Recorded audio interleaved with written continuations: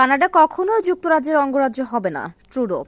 নবনির্বাচিত মার্কিন president Donald Trump কানাডাকে যুক্তরাষ্ট্রের অঙ্গরাজ্য বানানোর হুমকি দিয়ে আসছেন।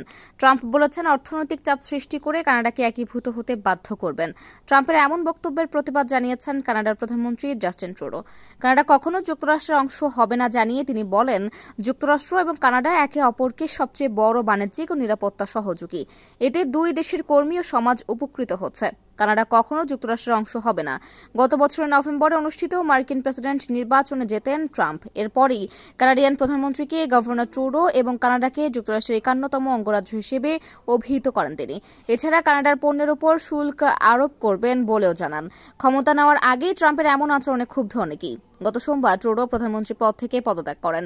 তার প্রধানমন্ত্রিত্ব ছাড়ার অন্যতম কারণ ছিলেন ট্রাম্প। দেশটির বেশিরভাগ রাজনীতিবিদ মনে করছিলেন, তাদের ওপর শুল্ক আরোপের যে হুমকি ট্রাম্প দিয়েছেন সেটি ট্রুডো আটকাতে পারবে না।